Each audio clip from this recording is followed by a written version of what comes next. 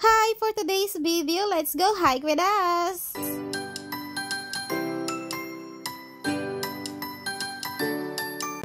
Meet Cyril. Si Cyril nga walay tulog. Cyril na babaeng walang pahinga. So narinig niyo yan.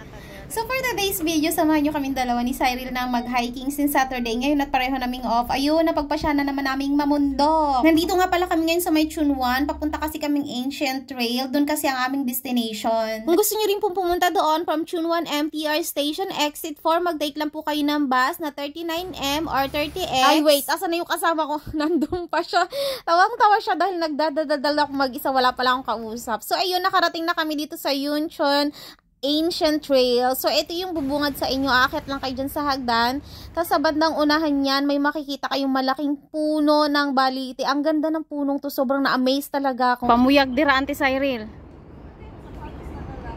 Ha? Kaya naman kumuha kami ng napakaraming videos tsaka pictures sa lugar na to kasi sobra talaga akong na-amaze.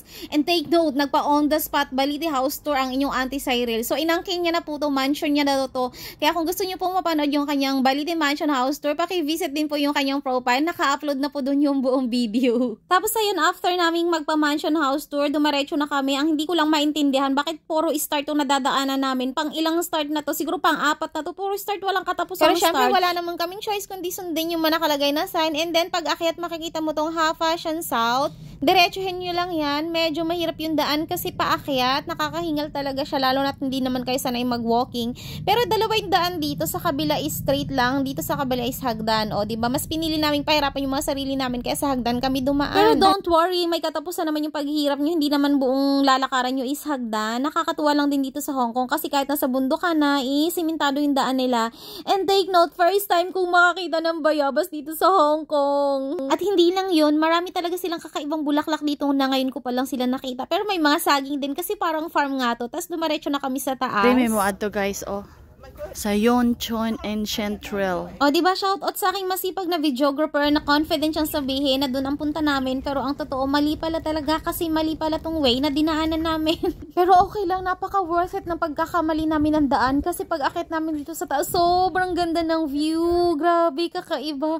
As in, marerelax talaga yung utak mo. Makikita mo yung view doon sa baba. O, diba, sabi ko naman sa inyo, kahit nasa bundok tayo, sementado pa din yung daan. Pero after namin enjoy yung view, bumaba na kami ulit kasi dito talaga yung way papunta dun sa destination namin. At hindi ko maintindihan kung bakit biglang nanawagan tong Auntie Cyril nyo. Pakinggan nyo ha, wait.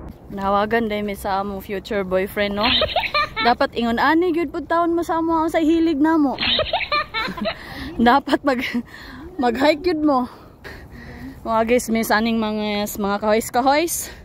Tapos, nice diretja, oh. O, diba? Narinig nyo ba yon? Ganun siya, oh. So, ayun, malapit na kami sa aming destination. Konti na lang. Pero dumaan muna kami dito kasi napansin namin sobrang ganda din mag-take ng videos tsaka pictures dito.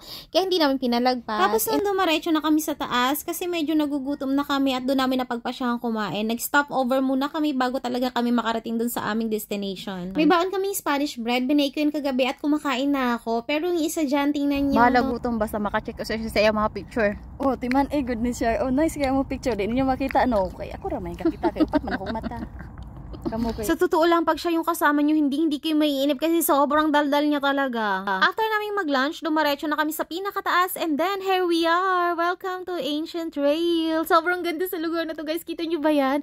Makikita mo yung buong view sa baba. Napakaganda, napaka-relaxing as in. Kahit sobrang hirap ng pinagdaanan namin para lang makarating dito, pero feeling ko sulit lahat kasi pag nasa taas ka na, sobrang ganda ng makikita mo sa baba as in.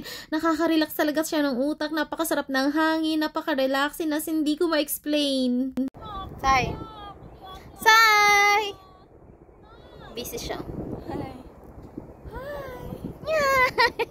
Dami tiri sa dakong bato. Sa sobrang ganda sa lugar na to, parang ayaw na naming bumaba at umuwi. Pero syempre, hindi naman pwede yun. Kaya, yun lang po muna for today's video. Thank you po for watching. Bye and God bless.